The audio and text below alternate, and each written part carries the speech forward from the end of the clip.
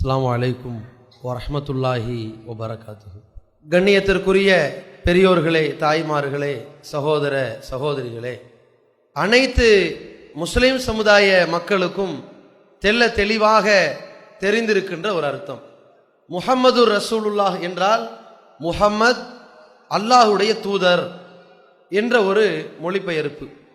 இதை அனைத்து தரப்பு முஸ்லிம்களும் அறிந்திருப்பதற்கான காரணம் என்னவென்றால், இஸ்லாமிய சமுதாயம் தன்னை முஸ்லிம் என்று அடையாளப்படுத்திக் கொள்வதற்கு, உறுதியான நம்பிக்கையை வெளிப்படுத்துவதற்கு மிகவும் அடிப்படையாக இருக்க வேண்டியது இரண்டு. ஒரு நம்பிக்கை, லா இலாஹ இல்லல்லாஹ், வணக்கத்திற்கு தகுதியானவன் அல்லாஹ் ஒருவனை தவிர வேறு யாரும் இல்லை என்கிற நம்பிக்கை. மற்றொரு நம்பிக்கை, முஹம்மதுன் ரசூலுல்லாஹ், முஹம்மத் அல்லாஹுடைய தூதராவார் என்ற நம்பிக்கை. இதை சொன்ன பிறகுதான் ஒருவன் முஸ்லீமாக மாற முடியும் என்பதால் அனைத்து முஸ்லிம்களுக்கும் இந்த வாசகமும் அரபியிலே அத்துப்படியாக மனனம் செய்திருக்கிறார்கள். அதனுடைய அர்த்தமும் தெளிவாக விளங்கி இருக்கிறார்கள். ஆனால் இவ்வளவு தெளிவாக புரிந்திருக்கின்ற இந்த மக்களுக்கு இதையே ஒரு தலைப்பாக பேச வேண்டிய நிர்பந்தமும் நெருக்கடியும் என்னவென்று கேட்டால், இதனுடைய அர்த்தத்தை புரிந்து கொண்ட மக்கள் அதை தன்னுடைய வாழ்க்கையில் எவ்வாறு அமல் செய்ய வேண்டும் என்பதை விளங்காதவர்களாக, அது குறித்து இந்த மக்களுக்கு எடுத்து சொல்லப்படாத அறியாமை என்கின்ற இருட்டிலே தள்ளப்பட்டவர்களாக இருக்கிற காரணத்தினால், இந்த முஹம்மது ரசூலுல்லாஹ் என்கிற இந்த வாசகத்தினுடைய மொழிபெயர்ப்பை அறிந்திருக்கிற நாம் எதன் அடிப்படையிலே நம்முடைய வாழ்க்கையை அமைத்திருக்கிறோம் என்று ஒரு கணம் சிந்தித்து பார்ப்பதற்காக இந்த தலைப்பை கொடுத்திருக்கிறார்கள். இன்றைக்கு ஒட்டுமொத்த சர்வதேச உலக முஸ்லிம்களையும் நீங்கள் பார்த்தீர்கள் என்றால், அவர்கள் ஒவ்வொரு நாட்டிலும் செய்யக்கூடிய செயல்கள் என்று நாம் தொலைக்காட்சிகள் வாயிலாக, இணையதளங்கள் வாயிலாக அறிகின்ற பொழுது, இதற்கும் இஸ்லாத்திற்கும் ஏதாவது சம்பந்தம் இருக்கிறதா என்ற ஒரு சந்தேகமும் ஒரு பக்கம் நமக்கு எழும். இஸ்லாம் இப்படித்தான் சொல்லிக் கொடுத்திருக்கிறதா என்கிற ஒரு சர்ச்சையும் பிற மதத்தவர்களுக்கும் எழுந்துவிடும். அவ்வளவு பல காரியங்களை செய்துவிட்டு அது இஸ்லாத்தின் பெயரால் அந்த காரியத்தை செய்து விடுகிறார்கள். அப்ப கடைசியில யார் மேல இந்த பழி விழுந்து விடுகிறது என்றால், இதைத்தான் திருக்குரான் போதித்திருக்கிறதோ என்னவோ தெரியல, இதைத்தான் இந்த முகம்மது நபி வழிகாட்டியிருக்காரு போல இருக்குது, அதனால இப்படி மக்கள் செய்யறாங்க என்கிற போன்ற ஒரு தோற்றம் ஏற்படுகிற காரணத்தினால் இப்ப மொத்த இஸ்லாத்திற்கும் அவப்பெயர் ஏற்படுகிறது. ஆனால் அந்த காரியங்களை செய்யற எல்லாருமே என்ன, லா இலாஹ இல்லல்லாஹ் முஹம்மது ரசூலுல்லாஹ் சொன்னவங்க தான், சொல்லாமல்லாம் கிடையாது. நபிகள் நாயகம் ஸல்லல்லாஹு அலைஹி வஸல்லம் அவர்கள் சொன்னார்கள், தஃப்தரிக்கு உம்மத்தி சலாசம் சபீன மில்லா, என்னுடைய சமுதாயம் 73 கூட்டங்களாக பிரியும், குல்லுஹும் ஃபின்னார், அந்த 73 கூட்டம் இருக்கிறாங்கல்ல பிரிவுகள், அவ்வளவு பேரும் நரகத்தில் தான் கிடப்பார்கள். இல்லா மில்லத்தம் வாஹிதா, ஒரே ஒரு பிரிவை தவிர என்று சொன்னார்கள். அந்த ஒரு பிரிவு யார்? நானும் எனது தோழர்களும் இன்றைய தினத்தில் எந்த மார்க்கத்தில் இருக்கிறோமோ அந்த ஒரு பிரிவு அப்படின்னு ரசூலுல்லாஹ் குறிப்பிட்டார்கள். இப்ப இந்த 73 கூட்டமா பிரிஞ்சு 72 கூட்டம் நரகத்துக்கு தான் போகும்னாங்கல்ல, அந்த 72 கூட்டமும் தன்னுடைய கடவுளாக அல்லாஹ்வை தான் நம்புனாங்க. அந்த 72 கூட்டமும் தன்னுடைய தூதர்களாக முகம்மதை தான் ஏற்றிருக்கிறார்கள். ஆனால் போகிற இடம் இங்க நரகம். என்ன காரணம்? இவர்கள் லா இலாஹ இல்லல்லாஹுவையும் சரியா புரிந்து கொள்ளல, முஹம்மது ரசூலுல்லாஹ் என்பதையும் விளங்கி கொள்ளல. அதான் காரணம். இப்ப நாமெல்லாம் இந்த 73 கூட்டத்துல எந்த மாதிரியான கூட்டத்துல இருக்கிறோங்கிறத நம்ம செயலை வச்சு புரிஞ்சுக்கலாம்ல. அப்ப இன்னைக்கு ஒட்டுமொத்த உலகத்திலேயும் முஸ்லிம்களுடைய நடவடிக்கையை பாருங்க. ஒரு சாரார் ஷியாக்கள் என்று வாழ்றாங்க. அவங்கள நீங்க பாகிஸ்தான்ல பார்க்கலாம். அவர்கள் தன்னை முஸ்லிம் என்று சொல்லுகிறார்கள். ஷியாக்கள் என்று தன்னை சொல்லிக்கொண்டு சன்னி முஸ்லிம்கள், சுன்னத்தை பின்பற்றுகிற முஸ்லிம்கள் என்று இருக்கக்கூடியவர்களுடைய பள்ளிவாசல்ல குண்டு வைக்கிறார்கள். அவர்களை மிகப்பெரிய அளவுல தாக்குதல் நடத்தி அழித்தொழிக்கிறார்கள். கொலை செய்யறவனும் தன்னை முஸ்லீம்ங்கிறான். அங்க செத்து மடிபவர்களும் முஸ்லீம்களாக இருக்கிறார்கள். இவர்கள் தன்னுடைய கடவுள்னு யார சொல்றாங்க? அல்லாஹ்வை தான் சொல்றாங்க. தூதரை யார ஒப்புக்கொள்றாங்க? முகம்மது நபி கொலை செய்ய சொன்னாங்களா அநியாயமா? ஒரு முஸ்லீமை கொல்ல சொன்னாங்களா? லா தர்ஜிஉ பஅதி குஃபாரா யத்ரிபு பஅதுக்கும் ரிகாப பஅதின்.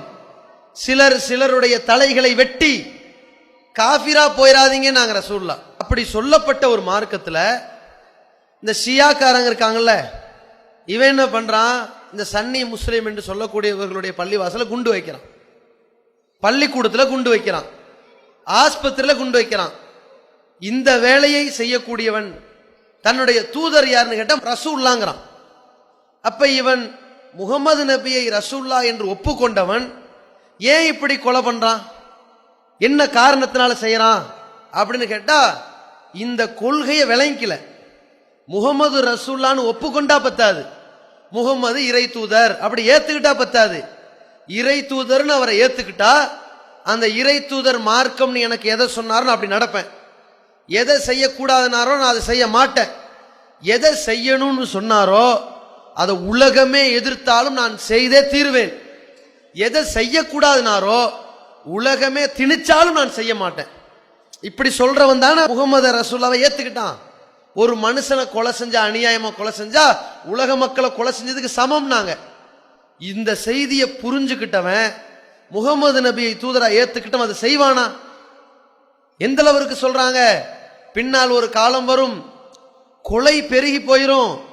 லா எதிரில் காத்திலு ஃபீமா கத்தல, கொலகாரன் ஏன் கொலை செஞ்சோன்னு அவனுக்கும் தெரியாது. ஒமா எதிரில் மக்தூலு ஃபீமா குத்தில, செத்தவன் ஏன் செத்தான்னு இவனுக்கும் தெரியாது. அப்படி ஒரு காலம் வரும். நாங்கள்ல வந்துச்சா இல்லையா? தஹ்ரீக்கே தாலிபான் ஒருத்தர் இருக்கிறான். அவன் என்ன பண்றான்? பள்ளிக்கூடத்துல குண்டு வைக்கிறான். மௌத்தா போறதெல்லாம் இளம் பிள்ளைகள்.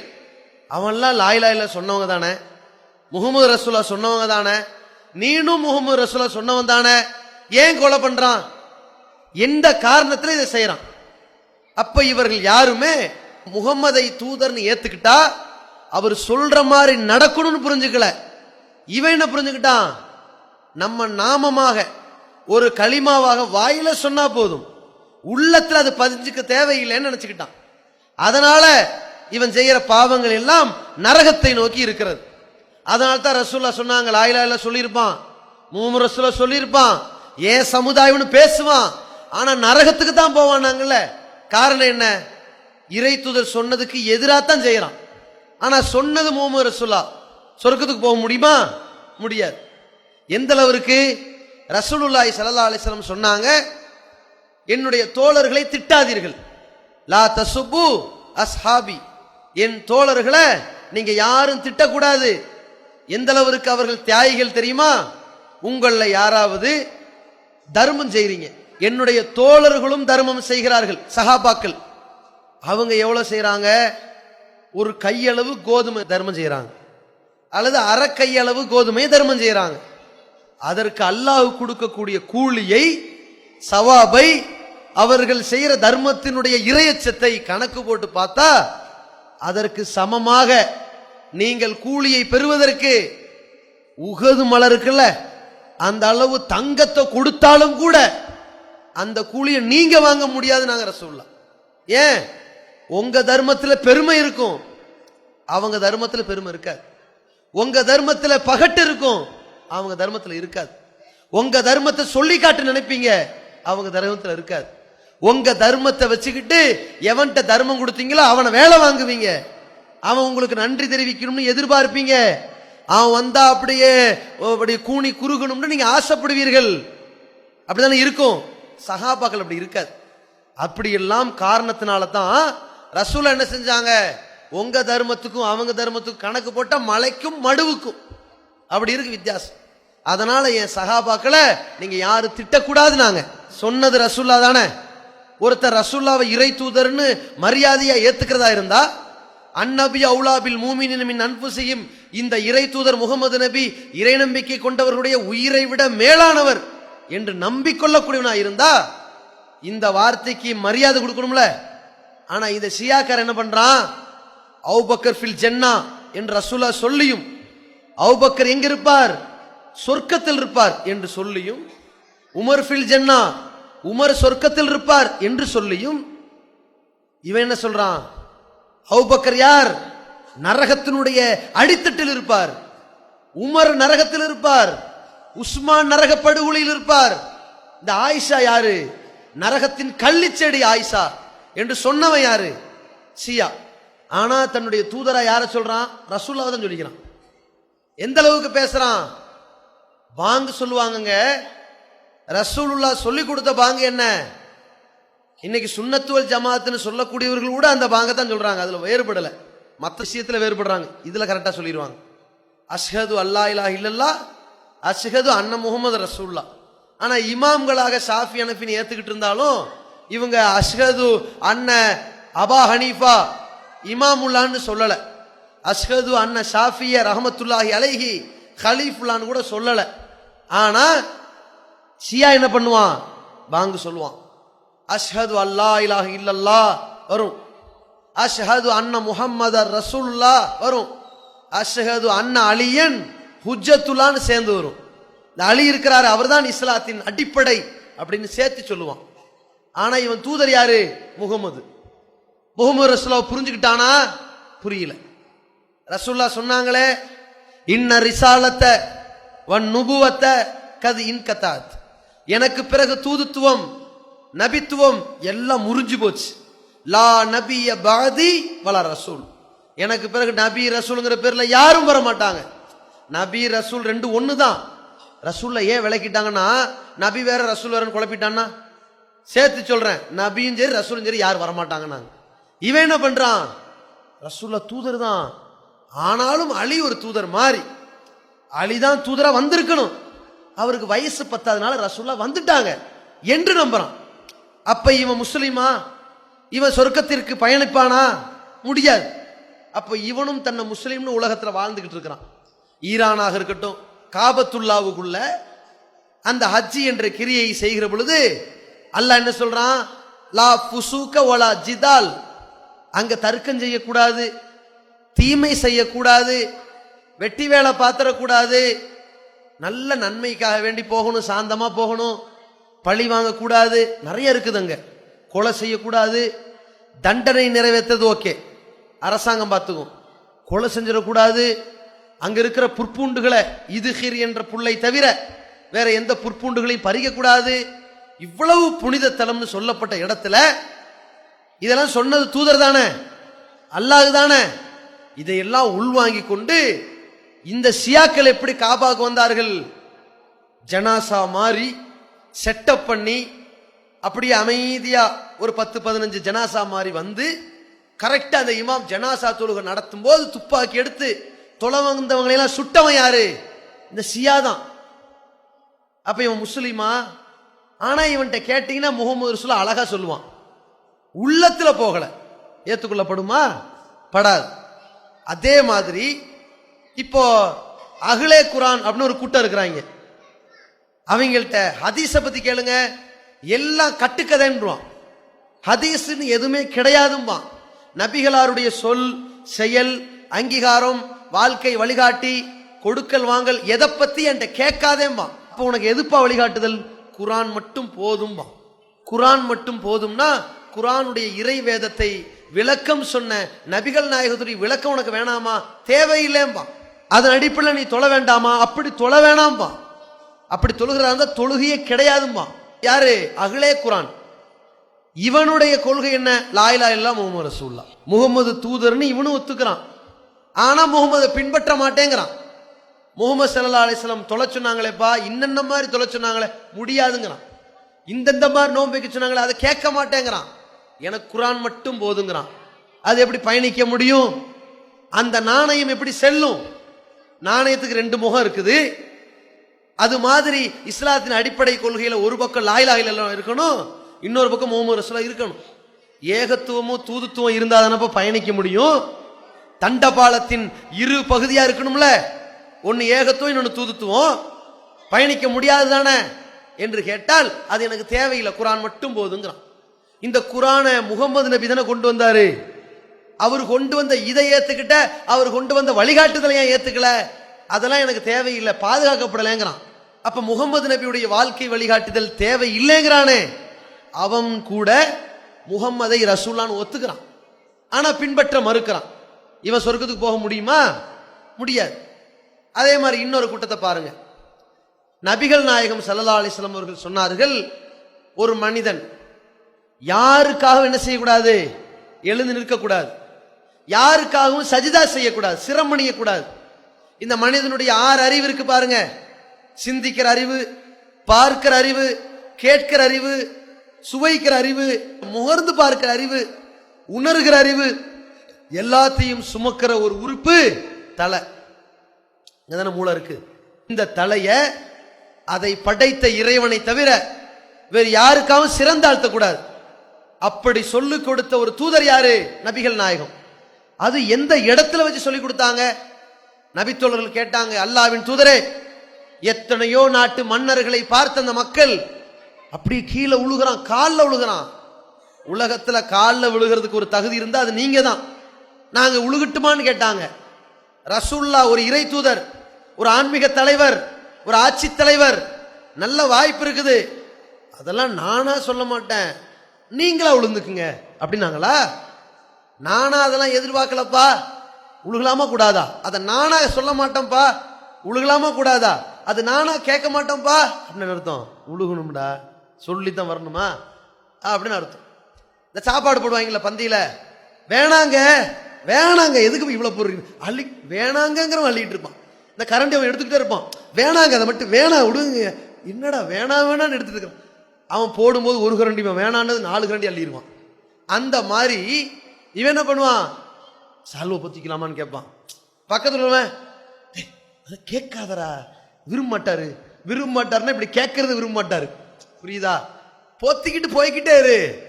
அவன் ஈரச்சாக்கில் கோழி அமுக்கிறதுக்கு தான் வந்திருக்கிறான், அதெல்லாம் இவங்களுக்கு தெரியாது, போத்திக்கிட்டு போய்கிட்டே இருப்பான். ஆனால் இவன் சாதாரண கவுன்சிலருக்கு இந்த ஆட்டம் போடுவான். ஆனா அங்க என்ன? நபிகள் நாயகம் ஸல்லல்லாஹு அலைஹி வஸல்லம் பெரிய ஆட்சி தலைவர். நபிகள் நாயகத்தினுடைய பேரை கேட்டா அவ்வளவு மன்னர்கள் மரியாதை கொடுத்து மதிப்பார்கள். அப்படிப்பட்ட தூதர் சொல்றாங்க, படைத்த இறைவனை தவிர வேறு எவனுக்காகவும் சிரமணிய கூடாது, இந்த சிறந்தாழ்த்துற வேலையை வச்சிடக்கூடாது அப்படின்னு சொல்லி கொடுத்தவங்க ரசூல்லா. அந்த ரசூல்லாவை கட்டுப்பட்டு வாழ்ந்தவங்க நபித்தோழர்கள், அவங்க எல்லாம் கரெக்டா இருந்தாங்க. ஆனா இன்னைக்கு என்ன பண்றான்? ஒரு பெரும் கொண்ட கூட்டம் தரிக்காங்கிற பேர்ல ஒருத்தன் பச்சை தலப்பா போட்டு ஜிப்பாவை போட்டு நிக்கிறான்.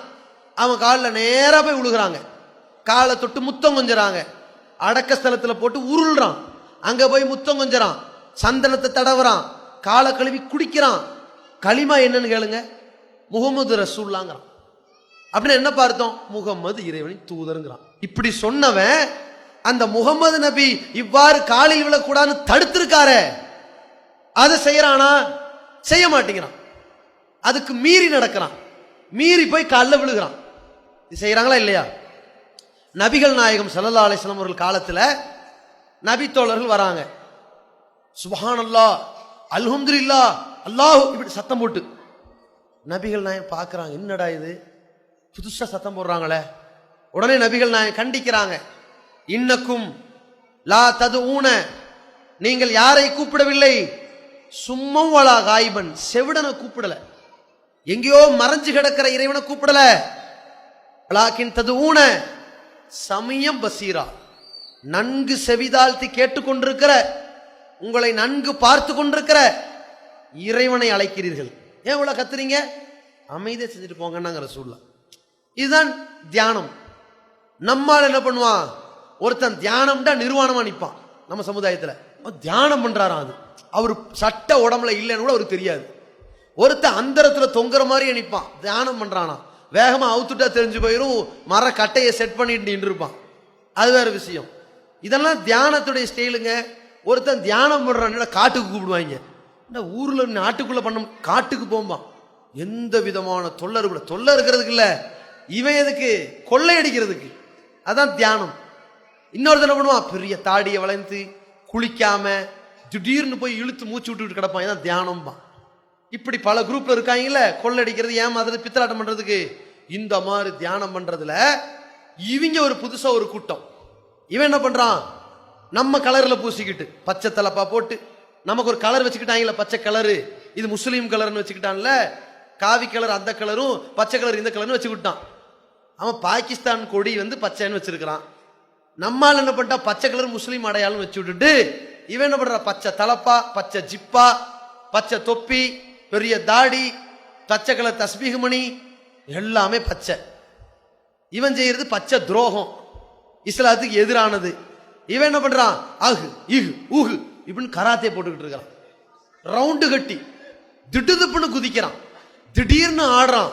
ஒருத்தன் வரான் வேகமா, ஒருத்தன் காலில் உழுதுட்டு குதிக்கிறான். அப்படியே காலில் உழுந்து குதிச்சுக்கிட்டே போறான். இது என்ன டிஸ்கோ வாடா, இது ஒரு டான்ஸ். டான்ஸ்ல தியானம் திக்ர். வேகமா காலில் விழுந்தவொன்னு ஒரு 15 ரூபா 20 ரூபா போட்டுக்கிட்டே இருக்கணும். மரக்கத்து ஏறணும்ல, 10 ரூபா 5 ரூபா. காலை முத்தம் கொடுத்த உடனே திடீர்னு என்னமோ ஷாக் அடிச்சிரும். அவனடா அங்க என்ன 250 வாட்ஸ் பல்பையாட வச்சிருந்தான், ஒயர வச்சிருந்தானா என்னன்னு அப்படி ஏறுதான். இறை நம்பிக்கை ஏறுதான். புதுசா உண்டாக்கி இருக்கிறாங்க. இவன் அவ்வளோ பேரையும் கூப்பிட்டு பாருங்க. இந்த மாதிரி உள்ளவனை கரெக்டா கஞ்சா அடிச்சிருப்பான். கொஞ்சம் நிதானம் ஆன பிறகு கூப்பிட்டு பாருங்க. இவங்களை எல்லாரையும் கூப்பிட்டு வச்சு, நீ என்ன களிமா சொல்றீங்க, நீங்களாம் யாரு, முஸ்லீம்பா. என்னப்பா களிமா, முகமது ரசூலுல்லாஹ். அப்படின்னா என்ன அர்த்தம், முகமது இறை தூதருமா. முகமது இறை தூதர்னு ஏத்துக்கிட்ட ஒருத்தர் இப்படி நடிக்கலாமா, இப்படி வேஷம் போடலாமா, இப்படி இஸ்லாத்தை ஏமாத்தலாமா, இஸ்லாத்தின் பெயரை சொல்லி இந்த மாதிரி நாடகம் ஆடுறாங்க. முகமது இறை தூதர்னு ஒருத்தன் சொல்லிக்கிட்டு இவன் என்ன பண்ற, தெரு ஓரத்துல நிக்கிறான். முஹர்ரம் மாசத்துல ஒரு பெரிய இரும்பு கம்பி எடுத்து அப்படியே சட்டையில அப்படியே அடிச்சுக்கிட்டு நிக்கிறான். முதுகுல கிழிச்சுக்கிட்டு நிக்கிறான், சட்டையை கிழிச்சுக்கிட்டு நிக்கிறான், கன்னத்துல அரைஞ்சுக்கிட்டு இருக்கிறான், அப்படியே மொட்டை அடிச்சுக்கிட்டு நிக்கிறான், அரை மொட்டை அடிக்கிறான், தலையில அடிச்சுக்கிறான், கதறான், குழந்தையில ஒரு கத்தி வச்சு கீறான். என்னடான்னு கேட்டா, நாங்கெல்லாம் அலி பரம்பரைங்கிறான், நாங்கெல்லாம் ஹசன் ஹுசைன் பரம்பரைங்கிறான், நாங்கெல்லாம் ஷியா பரம்பரைங்கிறான். அவர்கள் இறந்து போன துக்கத்தை நினைத்து நினைத்து வருந்துறோம். எப்படிடா வருந்துறிய, 1400 ஆண்டுவா வருந்துட்டு இருக்கிறான். 1400 வருஷத்துக்கு முன்னாடி ஹுசைன்கிற ஒரு நபி தோழரை கொன்னுட்டாங்க. அவருக்காக வேண்டி அழுகிறானா. எப்படி அழுகிறான், செயற்கையா. எப்படி செயற்கையா அழுகிறான், கரெக்டா வருஷத்துல 11 மாசம் நல்லா சிரிச்சுக்கிட்டு இருக்கிறான். முஹர்ரம் மாசம் வந்த உடனே 10ஆம் நாள் வந்த உடனே அழுகிறான், கதறி கதறி. என்ன சொல்லி வச்ச மாதிரி அலார அடிக்குதுங்க. அது என்னடா, முஹர்ரம் 10ல வந்த உடனே அந்த அழுக வந்துடுது இவனுக்கு. எந்த அளவுக்கு அழுக. இப்போ போன வருஷம் இந்த நாள்ல தான் எங்க வாப்பா இறந்தாருன்னு ஒருத்தர் சொல்றாரு. மகன் என்ன செய்வான், சிரிக்க மாட்டான். ஒரு யதார்த்தமான ஒரு கவலை இருக்கும். அப்படியா, டீயை தூக்கி எரிஞ்சிட்டு சோத்தை தூக்கி எரிஞ்சிட்டு இன்னைக்கு நான் விரதம் இருப்பேன் ஒரு பையன் பெத்த தகப்பனுக்கு. அது செயற்கை, ஒரு சின்ன கவலை. ஆமா இறந்துட்டாரு, ஆனா இன்னைக்கே வருத்தமா இருக்கு அப்படின்னு ஒரு 5 நிமிஷத்துல மாறிடுவான். இதானுங்க இவன் 1400 வருஷமா கரெக்டா சொல்லி வச்ச மாதிரி அடிச்சுக்கிட்டு திரியிறான். நபிகள் நாயகம் ஸல்லல்லாஹு அலைஹி வஸல்லம் சொன்னாங்க, இறை நம்பிக்கை கொண்ட யாரா இருந்தாலும் 3 நாள், 3 நாள் தான் துக்கம் அனுஷ்டிக்கணும். இந்த அனுஷ்டிக்கிற துக்கம் இருக்குல்ல, இந்த கவலை இருக்குல்ல, அதோட நிப்பாட்டிக்கணும்.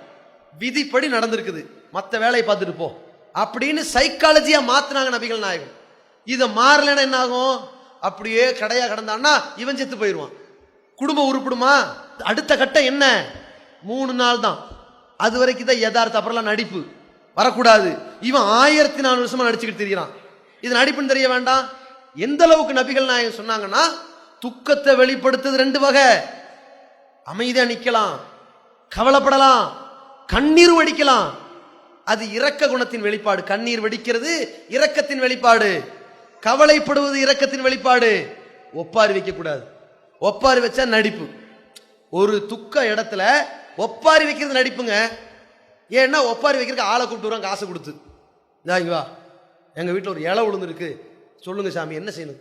5 பேர் எவ்வளோ, 200 ரூபா கொடுங்க போதும். எத்தனை மணி நேரம் அழுகணும் சொல்லுங்க. நைட்டு 6 மணிக்கு ஆரம்பிங்க. சரி நீங்க வேணா பாருங்க, அழுது காட்டவா, 250 ரூபாய் கொடுங்க. சரி சாப்பாடும் சேர்த்தி நீங்க வேணா பாருங்க. தெருவுலலாம் அத்தனை பொம்பளை அழுது வைக்கிறேன் பாருங்க, அழுது காசை கொட்ட வைக்கிறேன் பாருங்க. 5 பைசா 10 பைசா இல்லை, 50 ரூபா 100 ரூபா போட வைப்பேன் அப்படின்னு இருச்ச உடனே ஒப்பாரி எப்படி, என் திண்ணையில வந்தவனே. இவன் திண்ணையில எப்பமா வந்தாங்க, இவன் எந்த ஊருக்காரனே தெரியாது. நீங்க வாரி வாரி கொட்டினீங்கள, அள்ளி அள்ளி கொடுத்தீங்களே படிப்படியா.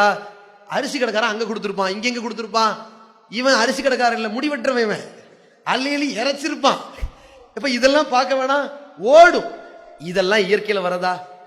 திடீர்னு டீ வரும், அழுகாதீங்க, கொஞ்சம் டீ குடிச்சு, சாயாவா முக்கியம், சரி கொண்டா குடித்துருவோம், அதை சர்க்கரையா போட்டாங்க, அதுலயும் பால் வரல, பால் நிறைஞ்சது, குடும்பமும் பாலா போச்சு, அதை என்னன்னு சொல்ல. திடீர்னு ஒருத்தன் ஓடி வருவான், இப்படி அழுவான், வாகனத்துல கதவை திறந்துட்டு ஒருத்தர் எட்டி பார்ப்பான், டேய் அழுதுகிட்டு இருக்காங்க போங்கடா.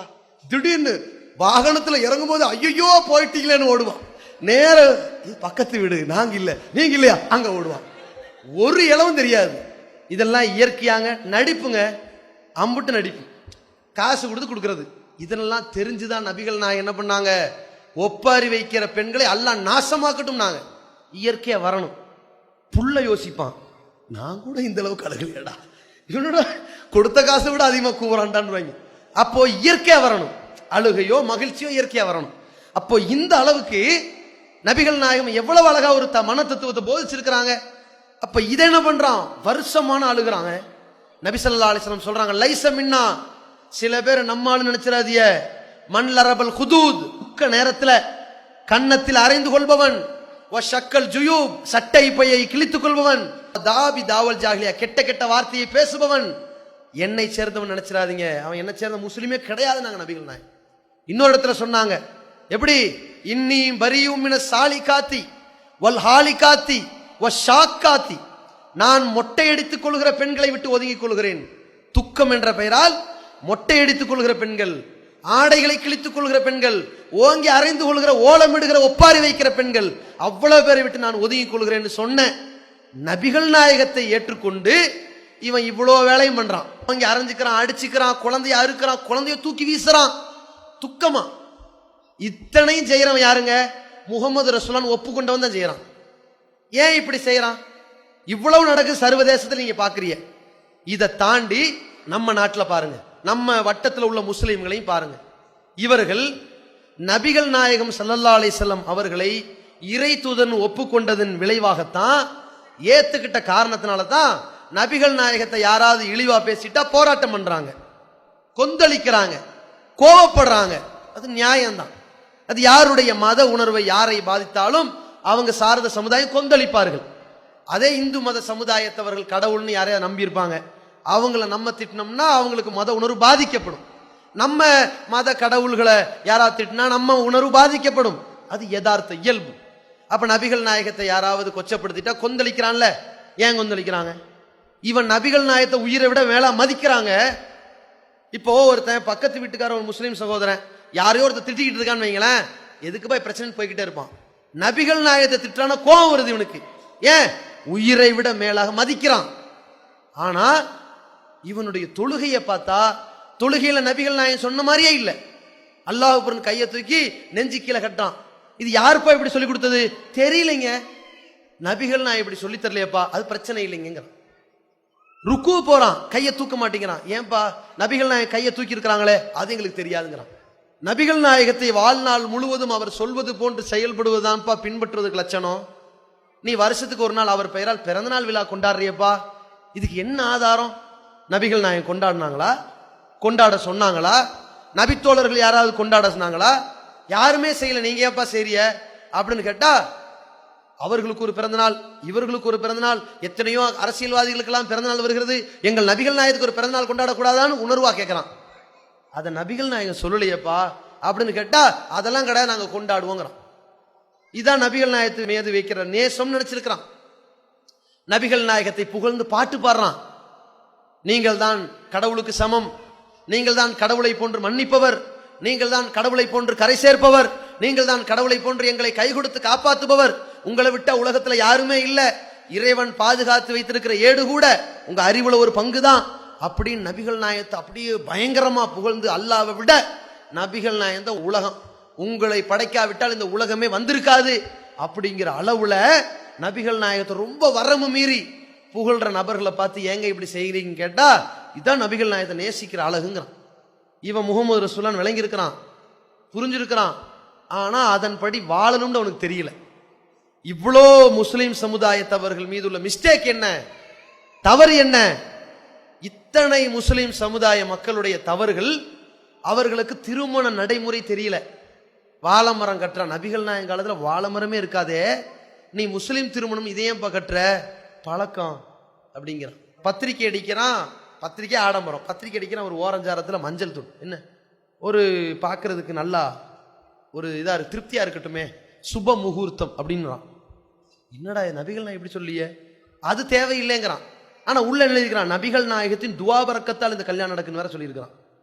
செய்யற எல்லாமே என்னது, நபிகள் நாயகம் சொல்லாதது, செய்யாதது, அங்கீகரிக்காது. நபி ஸல்லல்லாஹு அலைஹி சொன்னாங்க திருமணம் முடிக்கும் போது மகர் தொகையை அள்ளி கொடுன்னு. இவன் என்ன பண்றான், 100 ரூபா, 50 ரூபா, 1000 ரூபா, 756 ரூபா கேட்டா நபி வழி திருமணம் ஆயுது. பயான் என்ன, அன்னிக்காகுமின் சுன்னத்தி, திருமணம் எனது வழிமுறை, நபிகள் நாயகம் சொன்னார்கள், அதனால் நாங்கள் கல்யாணம் பண்ணி வைக்கிறோம் அப்படிங்கிறோம். அதை மட்டுமா நபிகள் நாயகம் சொன்னாங்க, மகர் தொகை அள்ளி கொடுனாங்களே, பெண் வீட்டுல எதையும் வாங்கிறாத, பெண்ணுக்கு நீ அள்ளி கொடு அப்படின்னாங்களே, அதை செய்ய மாட்டேங்கிறான். நீ வலிமா விருந்துன்னு ஒண்ணு வெப்ப, ஆடம்பரமா பண்ணிராத, எளிமையா பண்ணுனாங்க, இவன் அதை ஆடம்பரமா பண்றான். இப்போ மகரை அள்ளி கொடுக்கணும், வலிமாவை அப்படி குறைச்சிக்கணும், இதான் நபி வழிங்க. யாராவது ஒரு ஆளு நான் மகர் கொடுத்தேன், ஒரு 50,000 மகர் கொடுத்தேன், 5,000 ரூபாய்க்கு வலிமா கொடுத்தேன், குறைச்சிட்டேன், வேறுபாடை பார்த்தா இது ஜாஸ்தி இது குறை, இது நபி வழி. யார் முஸ்லீம் கல்யாணத்தில் எப்படி இருக்குதா, மகர் எவ்வளோ 1000 ரூபாங்க, வலிமாக்கு எவ்வளோங்க செலவு பண்ணா 50,000 ரூபாங்க. இவன் என்ன நபி வழி, இவன் நரக வழிக்குள்ள போறான். இதை யோசிக்க வேணாம். அப்ப இவ்வளவு பாவம் நடக்குது இந்த சமுதாயத்தில் செய்யறாங்க. திடீர்னு பார்த்தா தொழுகை முறைங்கிறான். சமுதாயத்தை போய் கேட்கிறோம், நீங்க எல்லாம் யாருப்பா, உன் பேர் என்ன, அப்துல்லா, உன் பேரு ஃபாத்திமா, உன் பேர் என்ன, சையத் அலி, சரி நீங்களாம் யார கடவுளா நம்புறிய, அல்லாஹ்வை, உங்களுக்கு வேதம் குர்ஆன், தூதர் யாரு, முகமது நபி, தொழுகை எப்படி, நாங்க ஹனஃபி படி இப்படிங்கிறான். ஹனஃபி படிய முகமது நபின்னு ஹனஃபி படிங்கிற, இப்ப இல்லாட்டி ஷாஃபி படி, கல்யாணம் நாங்க அத்தா கூட்டம் இல்லாட்டி வாப்பா கூட்டம். புதுசா கூட்டமா பிரிஞ்சுட்டாங்க, ரெண்டா பிரிஞ்சிருக்காங்க, அத்தா கூட்டம் வாப்பா கூட்டம். அத்தா கூட்டம் ஹனஃபிகள், வாப்பா கூட்டம் ஷாஃபி, கடலோர பகுதியெல்லாம் இருக்கும்ல ஷாஃபி.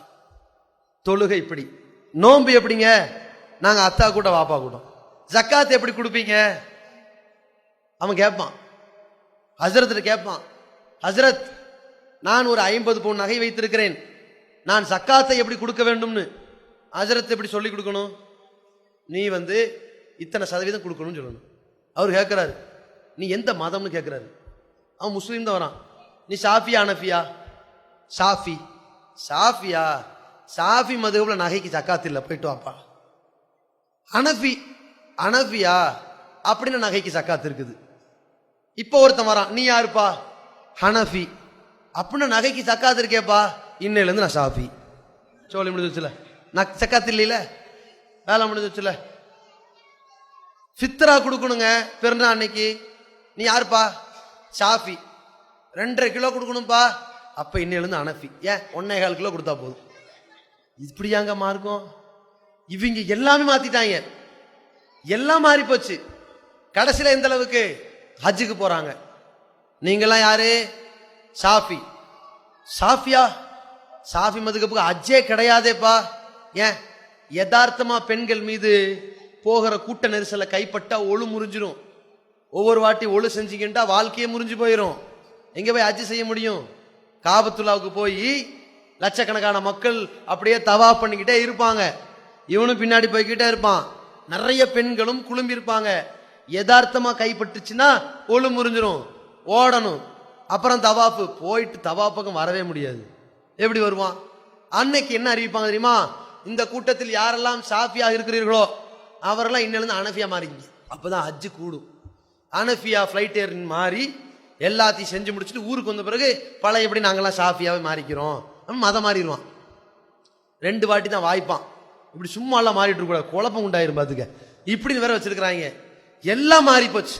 இவருடைய தொழுகை, நோன்பு, சக்காத்து, ஹஜ்ஜு அவ்வளவு மாறிடுச்சு. ஒழு செய்யறான்.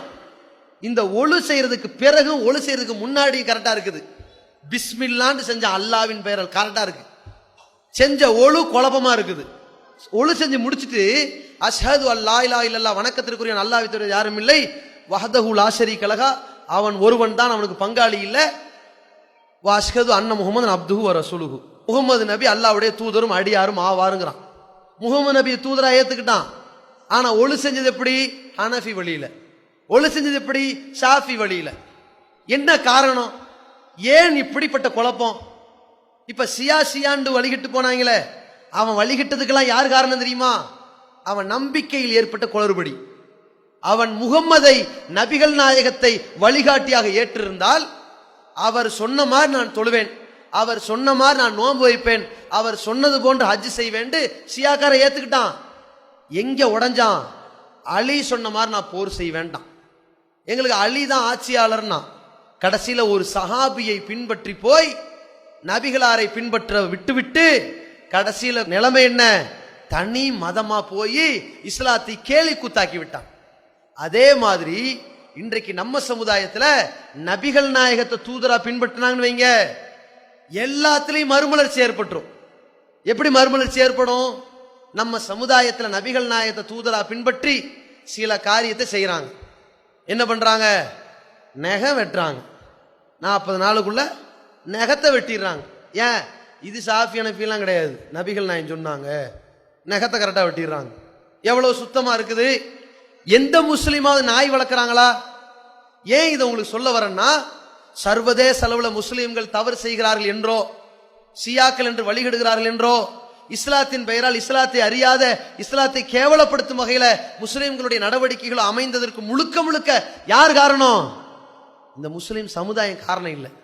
இந்த சமுதாயத்திற்கு லா இலாஹ இல்லல்லாஹ் என்றால் என்னன்னு விளக்கம் சொல்லாத ஆலிம்கள் காரணம். முகமது ரசூலுல்லாஹ்னா என்னன்னு விளக்கம் சொல்லாத ஆலிம்கள் காரணம். ஏன்னு கேளுங்க, அதை சரியாக சொல்லி இருந்தால் மக்கள் அனைவரும் கரெக்டா நடந்திருப்பார்கள். எந்த அளவிற்கு? ஒரு உதாரணம் பாருங்க.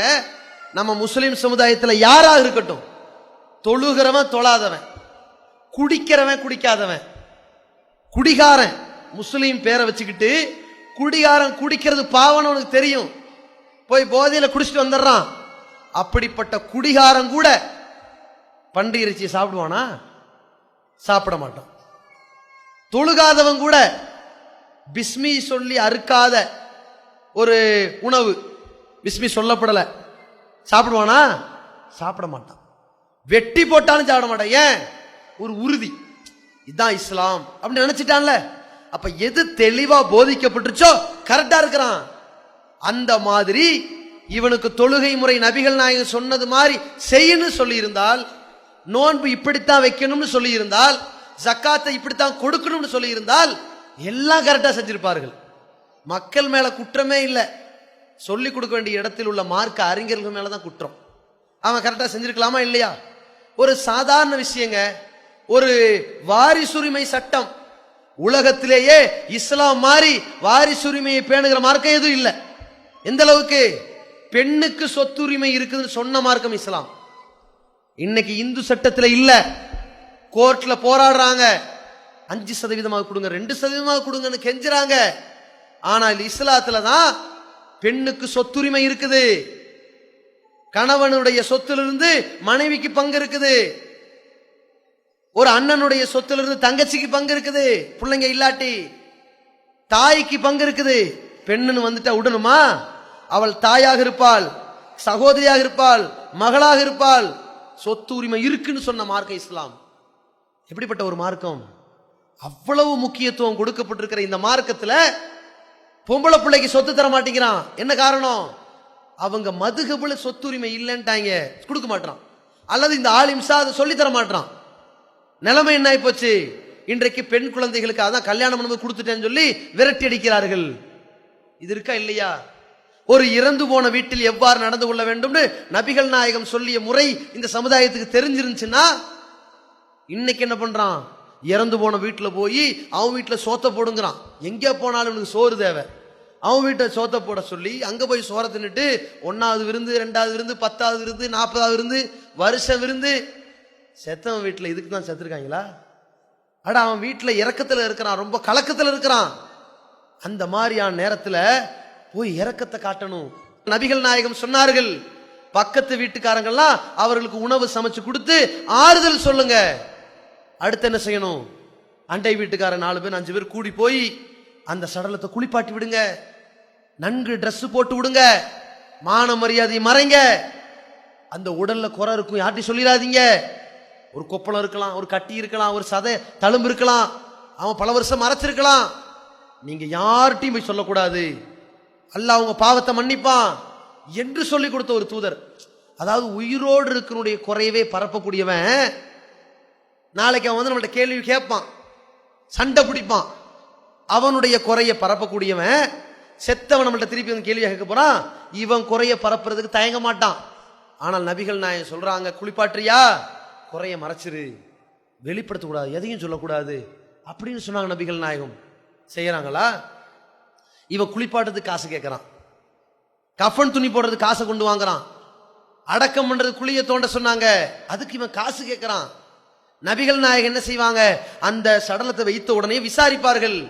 ஒரு ஆட்சி தலைவரா மட்டும் இல்ல, ஒரு ஊர் தலைவர், ஒரு ஜமாத்து தலைவர், ஒரு குடும்ப தலைவர், ஒரு பொறுப்பானவர், நபிகள் நாயகம் ஆன்மீக தலைவரா இருந்துட்டு கேட்டாங்க, இதோ இறந்திருக்கிறவர் ஏதாவது சொத்தை விட்டு சென்றிருந்தால் சொல்லுங்க அப்படிங்கிறாங்க. சொத்தை விட்டுட்டு போயிருக்காரு, விட்டுருக்காரா? மண் தரக்க மாலன், யாரு சொத்தை விட்டு சென்றிருக்கிறாரோ ஃபலி வரசத்திகி, பிள்ளைங்க எடுத்துக்குங்க, எங்களுக்கு அது வேண்டாம். நபிகள் நாயகம் சொல்ற வார்த்தையை பாருங்க. ஒரு பள்ளிவாசல் தலைவரா இருந்துட்டு நபிகள் நாயகத்தின் வாசகம் என்ன? சொத்தை விட்டு சென்றிருந்தால் அது எனக்கு வேணாம், பிள்ளைங்க எடுத்துக்குங்க. மண் தரக்க கல்லன், கடன் சுமையை விட்டு சென்றிருந்தால் அலைய வாங்க, ஏன்ட்ட வாங்க, நான் பொறுப்பெடுத்துக்கிறேன், அதை தீக்கணும், அவ்வளவுதானே. இவர் எவ்வளவு கடன் வாங்கியிருந்தாரு எல்லாம் விசாரிப்பாங்க. இவ்வளவு கடன் வாங்கியிருந்தாரு, கடனா, பிள்ளைங்க எல்லாம் வாங்க, உங்களால் அடைக்க முடியுமா? அடைக்க முடியும், முடிஞ்சு போச்சு. அடைக்க முடியாது, எவ்வளவு முடியும்? பாதி முடியும். கடன் கொடுத்தவன்லாம் வா, ஏன்பா அவன் பாதி முடியுங்கிறான், நீ என்ன சொல்ல வர? இல்ல எனக்கு மீதி பாதி வேண்டும். ஓகே, பாதிய பிள்ளைகிட்ட வாங்கிக்க, மீதி பாதி நாங்க கொடுக்கிறோம். இந்த ஊர் சொத்து பணம் இருக்குல்ல, அதுல இருந்து கொடுக்கிறோம், தர்ம பொருள் இருந்து கொடுப்போம். அப்படி நாங்கள் நபிகள் நாயகம். அந்த மாதிரி ஒருவன் இறந்தாலும் கூட அவனுக்கு கடன் கொடுத்தவன் கவலைப்படக்கூடாது இல்ல, அந்த நிலைமை ஏற்படுத்தினார்கள். இந்த மாதிரி இந்தியாவில் எத்தனை பள்ளிவாசல் இருக்கு, எத்தனை ஜமாத் இருக்கு, செஞ்சாங்களா? ஏன் செய்யல? நபிகள் நாயகம் ஒரு இறப்பு நடந்தால் எப்படி அணுக சொன்னார்கள் அதை சொல்லி கொடுக்கல. அதை சொல்லி கொடுத்தா கரெக்டா நடக்கும். நபிகள் நாயகம் ஸல்லல்லாஹு அலைஹி வஸல்லம் அவர்கள் காலத்துல ஒரு ஜனாசாவை, இறந்த சடலத்தை அப்படி தூக்கினீங்கன்னு வைங்க, தூக்குன வேகத்துல இறக்க சொல்லிட்டாங்க. தோல்ல ஏத்துன உடனே இறக்கிருந்தாங்க, தாமதிக்க கூடாதுன்னாங்க. இந்த சமுதாயத்தை கரெக்டா பண்றாங்க, வேகமா போய் இறக்கிடுவாங்க. ஏன்? நபிகள் நாயகம் ஸல்லல்லாஹு அலைஹி வஸல்லம் அவர்கள் எதுக்கு சொன்னாங்க? இன்னைக்கு இது மாதிரி ஒரு சடலத்தை தூக்குனான்னு வைங்க, கலவரம் வரும், ஊர் உலம்பா, எப்படிடா கூட்டு வர போறிய? 10 கிலோமீட்டர் நடந்தே கூட்டு வரேன்பா. ஏன்? அப்பதான் 4 கடையை அடைக்க முடியும், 10 கடையை உடைக்க முடியும், 10 பேரை வெட்டி கொலை பண்ண முடியும்.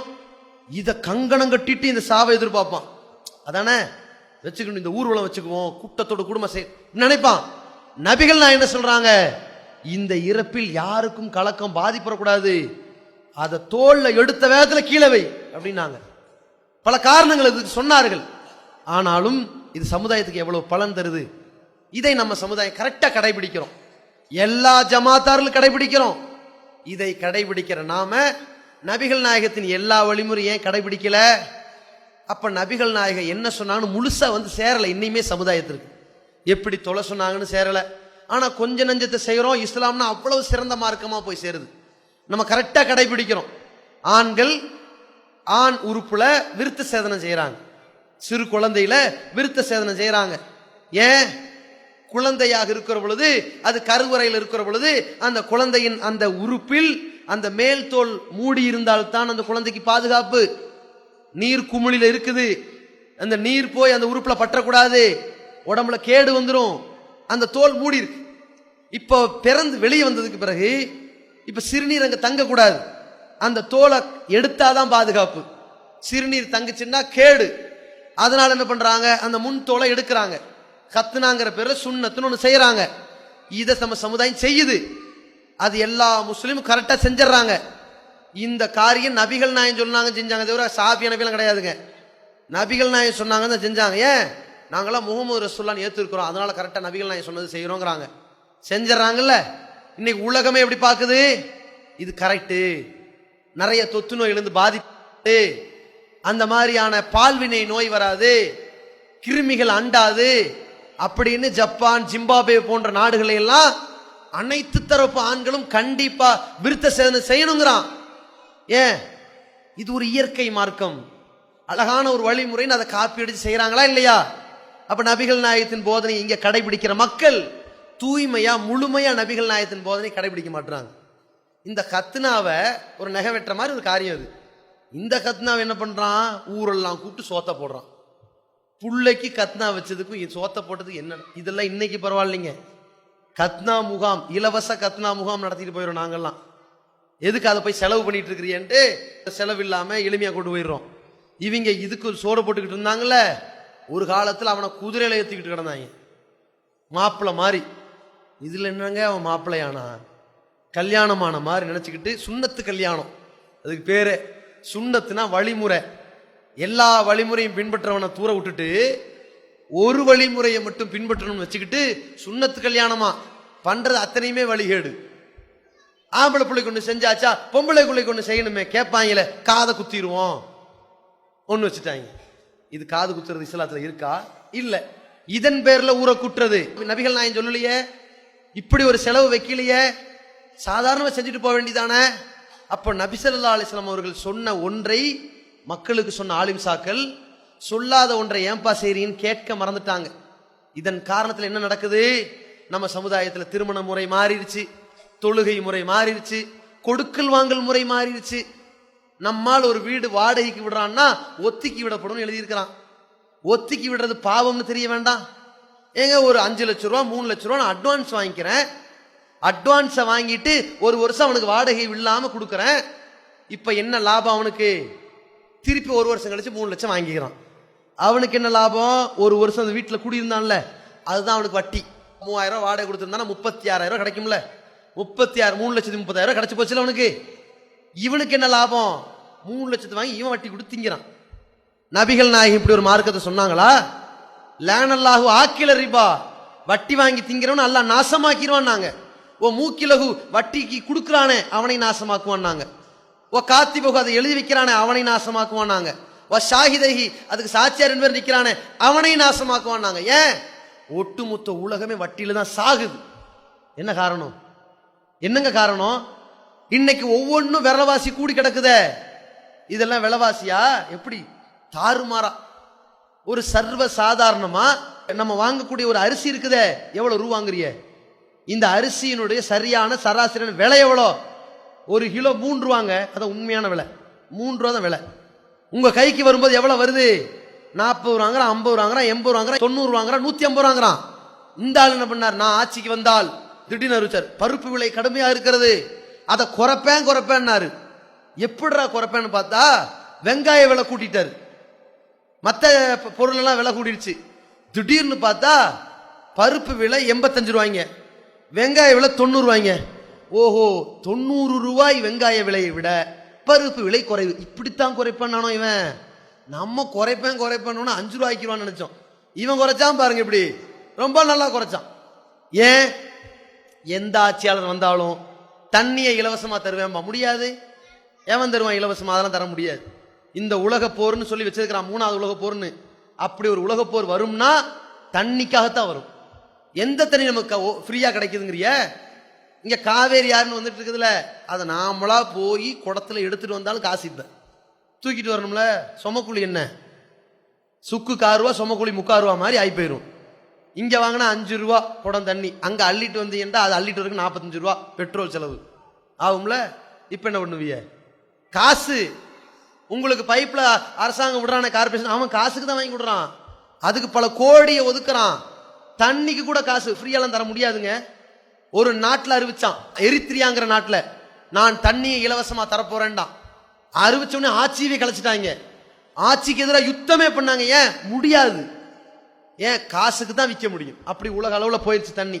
அந்த மாதிரி இன்னைக்கு எல்லா பொருட்களும் விலைவாசி கூடுனதுக்கு என்ன காரணம்? வட்டி. ஏன்? ஒரு சராசரியா நீங்களே ஒரு கத்திரிக்காய் விற்கிற ஆளா இருப்பீங்கன்னு வைங்க, ஒரு கத்திரிக்காயை 10 ரூபாய்க்கு விற்கிற ஆளு, நீங்க அன்றாடம் 10 ரூபாய்க்கு வித்துக்கிட்டு இருந்தீங்க. விளைச்சல் வந்துச்சு, 1 கிலோ கத்திரிக்காய் 10 ரூபாய்க்கு வித்திய. நீங்க திடீர்னு ஒருத்தன்ட்ட 1 லட்சம் ரூபாய் கடன் வாங்கியிருக்கிறீங்க. அவனுக்கு 1 லட்சம் ரூபாய் தான் கொடுக்கணும்னா பிரச்சனை கிடையாது. நீங்க 1 கிலோ கத்திரிக்காய் 10 ரூபா, 100 கிலோ கத்திரிக்காய் 1000 ரூபா, 1000 கிலோ கத்திரிக்காய் 10,000 ரூபா. 10,000 கிலோ கத்திரிக்காய் 1 லட்சம் ரூபாய்க்கு வித்துருவீங்க. 10,000 கிலோ கத்திரிக்காயை வித்தா உங்களுக்கு அந்த 1 லட்சம் கிடைச்சு கடன் அடைச்சிருவிய, பிரச்சனை இல்லை. நீங்க 1 லட்சத்துக்கு வட்டி கொடுக்கணுமே, 1,10,000 ரூபாய். அப்ப உங்களுக்கு விளைச்சலே 10,000 கிலோ கத்திரிக்காய் தான். 11,000 கிலோ கத்திரிக்காய் பெருக்க இயலாது. 10,000 கிலோ கத்திரிக்காய்க்கு விலையை இப்ப கூட்டுவீங்க. எவ்வளோ? 11 ரூபாய் ஆக்கி விட்டுருவிய. ஏன்? வட்டி கொடுக்கணும்ல. 10 ரூபா கத்திரிக்காய் ஏன் 11 ஆக்குனீங்க? வட்டிக்கு தான் பயந்து. நீங்களே வட்டிக்கு பயந்து ஒன்ன கூட்டினீங்கல்ல, யார் மண்டையில விழுந்துச்சு? வாங்குறவன் தலையில விழுந்துருச்சு. நீங்க வாங்கின வட்டி எங்க தலையில, வாடிக்கையாளர் தலையில விழுந்துச்சா? இது மாதிரி இந்திய அரசாங்கம் வட்டி வாங்குறான், வட்டியை நிறைய வாங்கி இருக்கிறான், உலக அளவுல வாங்கி இருக்கிறான். உண்மையிலே வெங்காயத்துடைய விலை எவ்வளோ? 3 ரூபா 90 காசு இன்னைக்கு வரைக்கும்.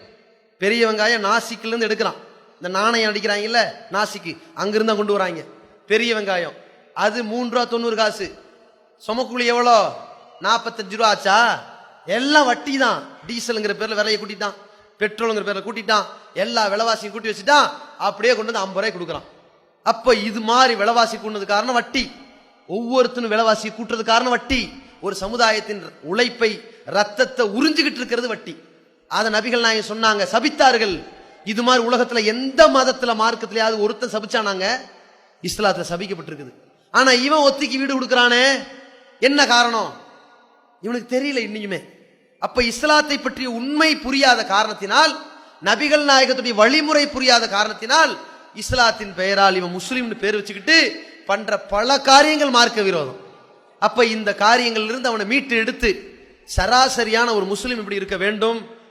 பிறர் நலம் நாடக்கூடியவனாக, அடுத்தவனுக்கு உதவி செய்யக்கூடியவனாக, அடுத்தவனுக்கு மனிதநேய பணி செய்யக்கூடியவனாக, மொழியால், நிறத்தால், இனத்தால், ஏற்றத்தாழ்வு பார்க்காதவனாக, தீண்டாமையை பார்க்காதவனாக, அண்ணன் தம்பிகளாக அனைத்து மதத்தவர்களோடு பழகக்கூடியவனாக, அனைத்து மக்களுடைய சமத்துவம் பேணக்கூடியவனாக, சமூக நல்லிணக்கம் பேணக்கூடியவனாக, ஒரு மதத்தை இன்னொருத்தன் புரிந்து கொள்ளக்கூடிய வகையில மரியாதை வைத்துக் கொள்ளக்கூடியவனாக இருக்க வேண்டும் என்றும், தொழுகையில, நோம்புல, ஜக்காத்துல, ஹஜ்ஜில நபிகள் நாயகத்தின் தூய்மையான அந்த அழகான வழிகாட்டுதலை பின்பற்றக்கூடியவனாக இருந்தா ஒரு பிரச்சனை வராது, ஒரு கருத்து வேறுபாடு வராது, ஒரு குளறுபடி வராது.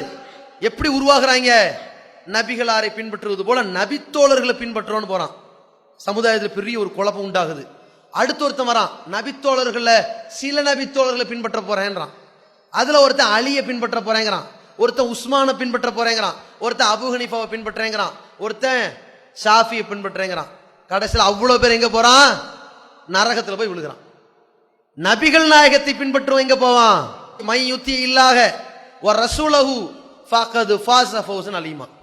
யார் அல்லாஹ்வுக்கும் அவன் தூதருக்கும் கட்டுப்பட்டு நடக்கிறானோ அவன் மகத்தான வெற்றி பெறுவான். அல்லாஹ் சொல்றான்.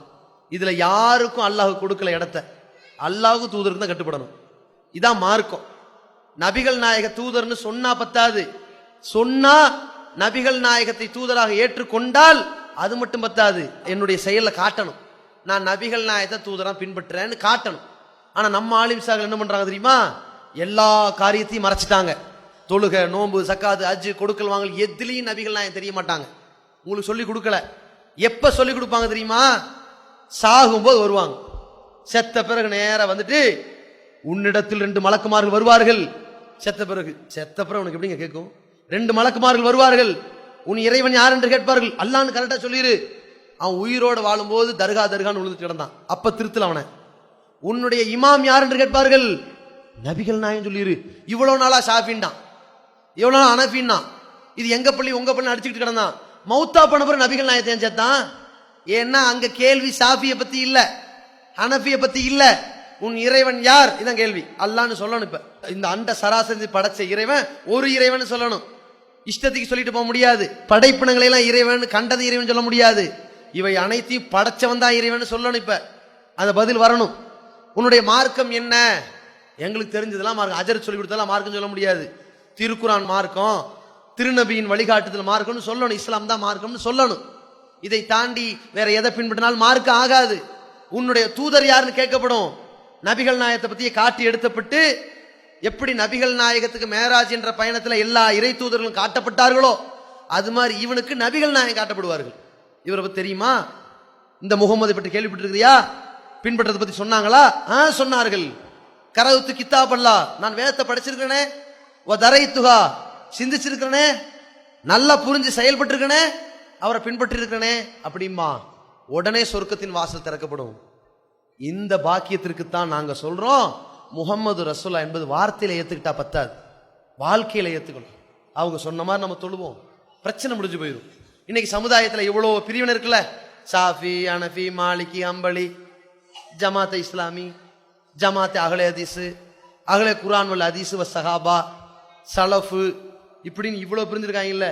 அவ்வளவு பேர் ஒன்றுபட்டலாம். ஒரே ஒரு தான் என்ன, சரி பாங்க கரெக்டா தான் இருந்துச்சு, ஐயால சலாம் தொழுகி கூப்பிட்டீங்கல்ல, யாரு சொல்லி தொழுகி கூப்பிட்டீங்க?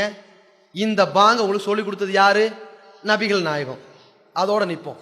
அந்த நபிகள் நாயகம் எப்படி நெஞ்சில கை கட்ட சொன்னாங்களா, தொப்புளிக்கல் கட்ட சொன்னாங்களா? வாங்க எல்லாரும் சேருங்க, இருக்கிற ஆலிம் சார்லாம் வாங்க, ஹதீஸ் கிதாபை திறந்து வைங்க, நபிகள் நாயகம் சொன்ன மாதிரி காட்டுங்க, சேர்ந்துருவோமே, ஏத்துக்கோமே.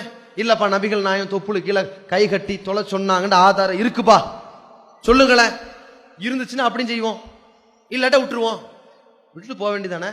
இப்போ ஊர்ல இருக்கிற எந்த பள்ளி வாசல்லையும் ரமலான்ல சஹர் பாங்க சொல்லல, நோன்பு வைக்கிறதுக்கு சஹர்ல பாங்க சொல்ல தௌஹீத் ஜமாத் சொல்றாங்கல்ல. இப்ப பிரச்சனையா இருக்குல்ல, எல்லா ஜமாத்து வாங்க, நமக்குள்ள எந்த கசப்புணர்வு கால்புணர்வு புது பள்ளியில வேணாம், எல்லாரும் வந்து உட்காருவோம். இப்படி ரசூலுல்லாஹ் காலத்துல பாங்கு சொல்லப்பட்டுச்சா இல்லையா? ஆமாண்டா செஞ்சுட்டு போங்க, இல்லைன்னா விட்டுட்டு போயிருங்க, எதுக்கு பிரச்சனை? இதானங்க தீர்வு, இதான அளவுகோல். இப்படி ஏத்துக்குவோமே. நமக்குள்ள ஏன் இயக்கம், ஏன் லெட்டர் பேடு, ஏன் கொடி, ஏன் கட்சி, ஏன் பள்ளிவாசல், ஒன்னா சேர்ந்துருமே. இப்ப நபிகள் நாயகத்தின் பக்கம் போயிருவோம். நீங்க புதுசா சொல்றீங்க, நேத்து வந்து சொன்னீங்க, இன்னைக்கு வந்து சொன்னீங்க, அதெல்லாம் வேணாம். நபிகள் நாயக காலத்துக்கு போவோம். மௌலிது கிதாப் அங்க இருந்துச்சா? இல்ல, தூக்கி எறிஞ்சிருங்க. நபிகள் நாயக காலத்துக்கு போவோம். தர்கா இருந்துச்சா? உடச்சரிங்க. இல்ல, அங்க கந்தூரி இருந்துச்சா? உருஸ் இருந்துச்சா? கத்தா இருந்துச்சா? ராத்தீப் இருந்துச்சா? ஒண்ணுமே இல்ல.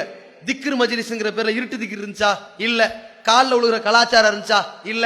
ஒப்பாரி வைக்கிறது இருந்துச்சா? இல்ல. நெஞ்சில அடிக்கிறது இருந்துச்சா? இல்ல. எல்லாத்தையும் தூக்கி எறிஞ்சிட்டு நபிகள் நாயகத்தை பின்பற்றுங்களேன். அதுக்கு தானங்க சொல்றோம்.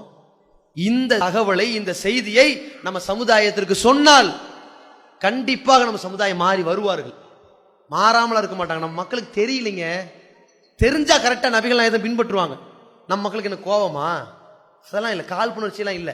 அஜர்த்துமார்கள் வேண்டா வெறுப்பா உட்கார்ந்துகிட்டு இருப்பான், வியாபாரம் போயிரும். நம்மால் தெளிவா இருக்கிறாங்க. அந்த காலத்துல ஒரு 25 வருஷத்துக்கு முன்னாடி நோன்பு பெருநாள் என்றால் அந்த நோன்பு பெருநாள் தினத்தில் அனைத்து ஏழைகளும் பட்டினி கிடக்க கூடாது, நிம்மதியா சாப்பிடணும். ஏன்? நபிகள் நாயகம் நமக்கு ஒரு பெருநாளை சொல்லி கொடுத்திருக்கிறார்கள். அந்த பெருநாள் எப்படி இருக்கணும்?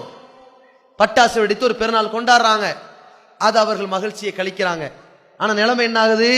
பட்டாசு வெடிக்கிறதுனால பல குடிசைகள் பத்தி எரியுது, காசு கரியாகுது, அவன் கை கரியாகுது, இவனே ஆஸ்பத்திரி படுத்துறான். தனக்கும் மற்றவனுக்கும் தீங்கிழைக்கிறது ஒரு பெருநாளா? நபிகள் நாயகம் ஒரு பெருநாளை சொன்னாங்களே, என்ன பெருநாள்? அனைத்து ஏழைகளும் பசித்திருக்க கூடாது அப்படின்னாங்க. அப்ப தௌஹீத் ஜமாத் என்ன அறிமுகப்படுத்துறோம்? நபிகள் நாயகம் ஸல்லல்லாஹு அலைஹி வஸல்லம் காலத்துல எப்படி ஏழை எளிய மக்களுக்கு பேரிச்சம்பழத்தை கோதுமையை அள்ளி அள்ளி கொடுத்தார்களோ நாமளும் உணவுப் பொருள் கொடுக்கணும்னு சொல்லி கோடிக்கணக்கான ரூபாயை வசூல் பண்ணி வீடு வீடாக சந்தித்து இன்றைய பெருநாள் தினத்துல ஒரு சராசரியா ஃபித்ரா கொடுக்கிற வீட்டுல கூட பிரியாணி இருக்கோ இல்லையோ, விமர்சையா அவன் சாப்பிடறானோ இல்லையோ, ஃபித்ரா வாங்கின வீட்டுல சாப்பிடணும், நிம்மதியா சாப்பிடுறதுக்கு ஆயிடுச்சா இல்லையா? இந்த மாற்றத்தை உண்டாக்குனது எது? யாருடைய உழைப்புங்கிறீங்க? இந்த ஜமாத்தை தூர விடுங்க. அன்றைக்கு 100 பேர் 200 பேர் செய்த இந்த வேலையை எவ்வளவு பேர் செய்யறோங்க?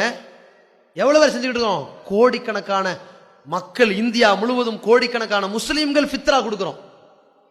தமிழகம் முழுவதும் லட்சக்கணக்கான மக்கள் ஃபித்ரா கொடுக்க ஆரம்பிச்சிட்டோம். எந்த ஜமாத்தா இருக்கட்டும் ஃபித்ரா கொடுக்க வந்துட்டாங்களே. ஏன்? இது நபிகள் நாயகம் செஞ்சதான்னு அவங்களுக்கு தெரியல, சொல்லி கொடுத்தாச்சு. ஹஜ்ரத்துல போய் கேட்கறாங்க, ஆமா மார்க்கத்தில் இருந்து கொடுக்க ஆரம்பிச்சிட்டாங்களே. அப்ப இந்த முஸ்லிம்கள்ட்ட என்ன மனநிலை?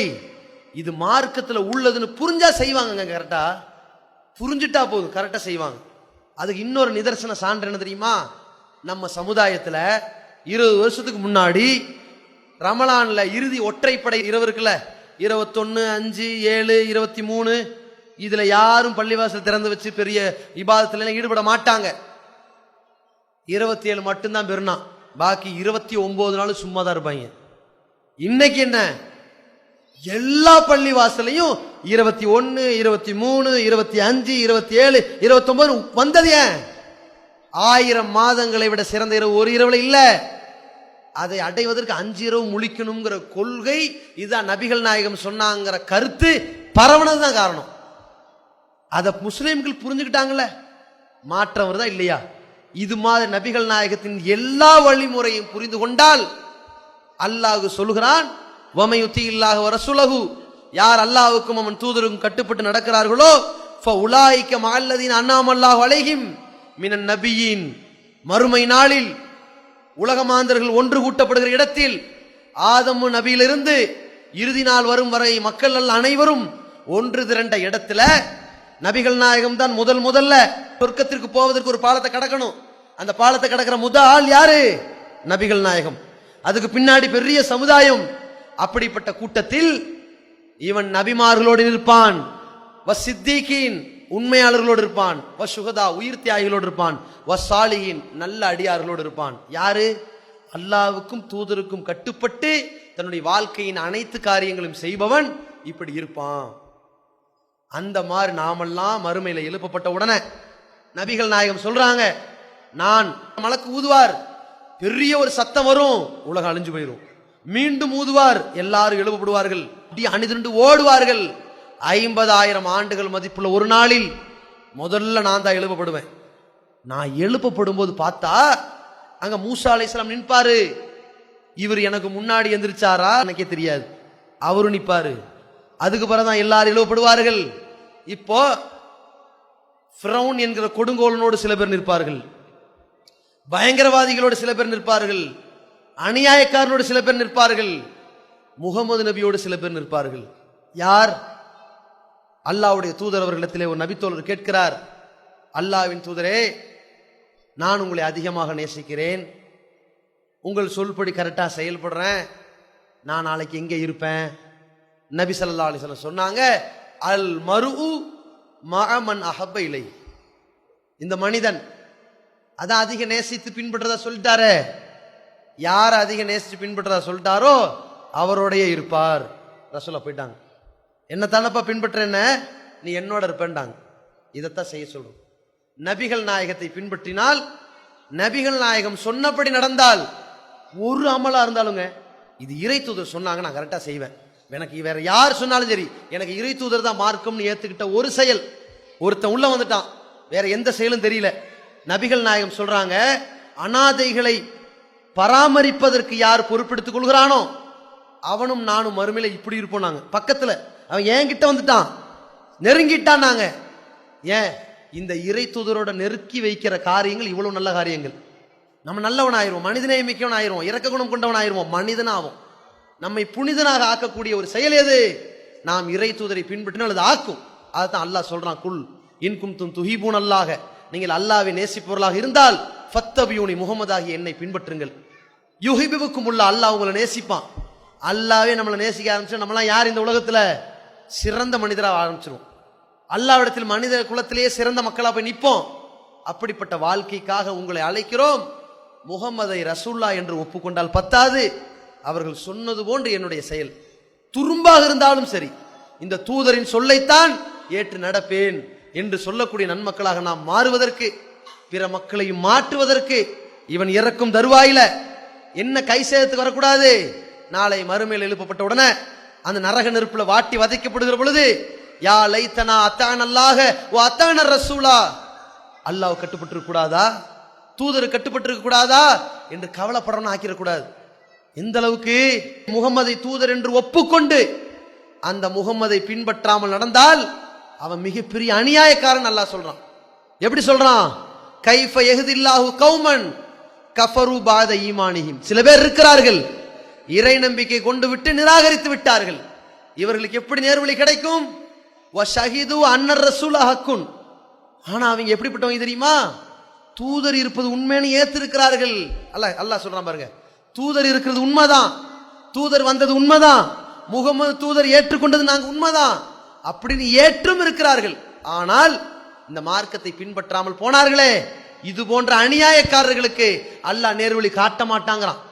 இந்த மாதிரி அநியாயக்காரர்களாக ஆவதை விட மகத்தான வெற்றியாளர்களாக ஆவதற்காக லா இலாஹ இல்லல்லாஹ், வணக்கத்திற்கு தகுதியானவன் அல்லாஹ்வை தவிர யாரும் இல்லை என்ற அர்த்தத்தின்படி இந்த உலகத்தில் இறைவனுக்கு நிகராக எதையும் இணை வைக்காத ஏகத்துவவாதிகளாக முஹம்மது ரசூல்லா முகம்மதை தவிர பின்பற்றுவதற்கு தகுதி யாருக்கும் கிடையாது என்ற நம்பிக்கையின்படி முகம்மதை மட்டும் தூதராக பின்பற்றக்கூடிய நன்மக்களாக வாழ்ந்து மகத்தான சுவன பூஞ்சோலைக்கு சொந்தக்காரர்களாக ஆக வல்ல ரஹ்மான் நம் அனைவருக்கும் அருள் புரிவானாக.